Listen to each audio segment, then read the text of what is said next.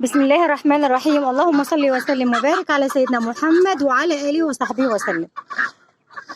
ازيكم يا حبايبنا، عاملين ايه؟ يا رب تكونوا بألف خير. الحر الواحد مش مركز. نشوف كده اللي يدخل طبعا الفيديو يصلي على النبي كده وتقولوا بسم الله ما شاء الله اللهم بارك يا رب.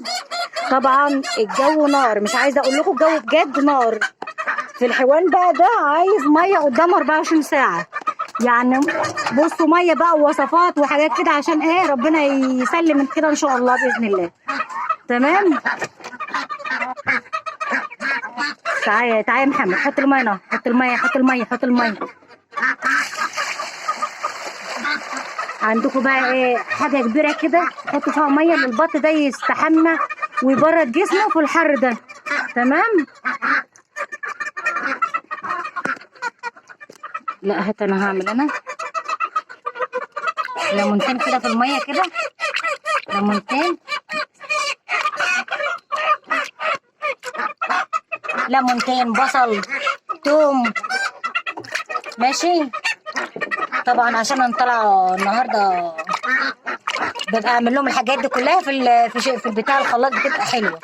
ليمونتين على بصلتين على فصين توم، يعني ايه حاجات تحميهم وحاجات يعني رافعه للمناعه في الحر الصعب ده. وطبعا الميه يا جماعه، الميه ثم الميه ثم الميه. ارفع ايدك يا محمد. عندكم طشت كده تقوموا مالينه وحاطين فيه الميه للبط ده يستحمى يبرد جسمه. احنا نفسنا مش مستحملين الحر، يعني بجد مش مستحملين الحر. موجة حر يعني ربنا يسلم منها ان شاء الله. مش همنتجه، خلي بالك هنزله زي ما هو. من ايه يا راجل؟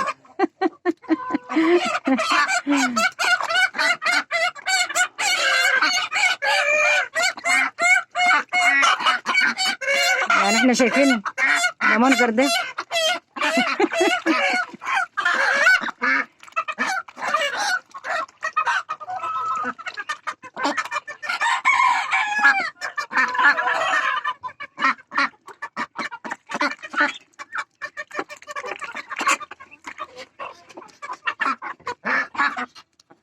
طبعا يا جماعه تربيه الطيور في البيت دي حاجه مهمه جدا، ما حدش بيستغنى عنها اصلا. يعني بجد اللي ما بربيش ما بيعرفش ياكل بامانه والله العظيم. بجد تربيه الطيور في البيت يعني في اي وقت بتطلعي تجيب اللي انت عايزاه.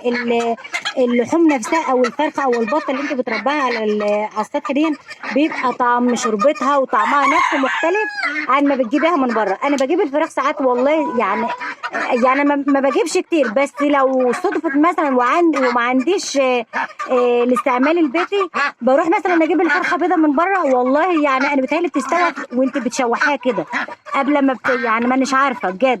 لكن بسم الله ما شاء الله على تربيه البيت وحلاوتها.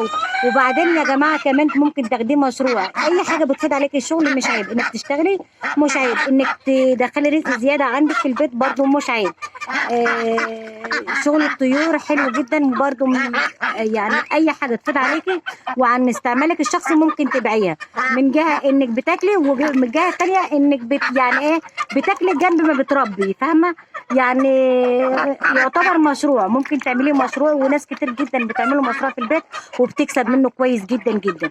كل انواع الطيور تربيتها في البيت مفيده جدا جدا جدا بجد والله. يعني في ناس برضو سالتني قبل كده يا ام احمد ممكن اربي في البلكونه؟ يعني انا طبعا كمان انا عمري ما ربيت في البلكونه. انا عندي المكان بتاعي فوق فبربي فيه. تمام.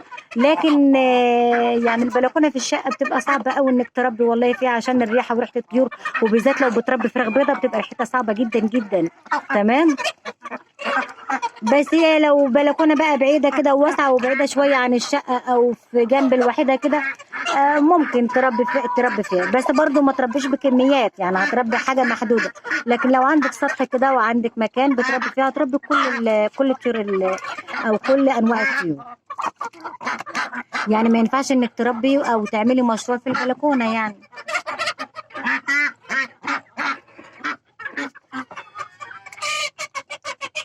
في الصيف زودوا الميه، زودوا الليمون، زودوا البصل، زودوا كل الحاجات دي عشان ربنا يسلم كده، وان شاء الله الحيوان بتاعكم او الطيور بتاعتكم ما يجرالهاش اي حاجه في الحر ده. البط كمان بالذات بيبقى عايز يستحمى يبرد جسمه من الحر الجامد بالذات في الحر، يعني بجد موجة حر صعبة جدا، ربنا يسلم منها ان شاء الله.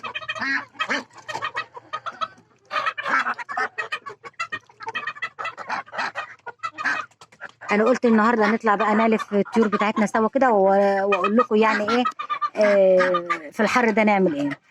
يعني لو مكعبين تلج كده ممكن نحطهم في الماء، ما فيش فيها مشكله برضه، هنبرد على قلبهم.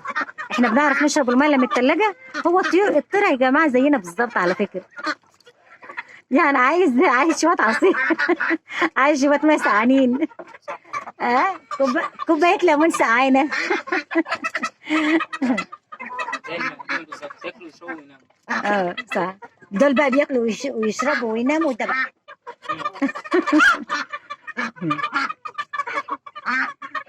انا قلت اما وانا طالعه بقى ايه اخد لكم فيديو خفيف كده لطيف كده، يعني نشوف بنعمل ايه. طبعا انا عرفتهم اهون، وحطيت لهم برضو الميه بتاعتهم اهي، وحطيت ميه برضو في الجهه الثانيه اللي هناك. الميه ثم الميه ثم الميه، ما تسيبيش الطيور بتاعتك من غير ميه في كل حته، زي ما قلت لكم بالذات في الحر الجامد ده، وربنا يسلم كده ان شاء الله. طبعا بتمنى الفيديو يعجبكم، واللي يعجبه الفيديو ما ينساش اللايك واشترك في القناه، وان شاء الله اشوفك على الف خير، فيديوهات جديده ووصفات جديده مع ام احمد. كل سنه وانتم طيبين ومع الف سلامه.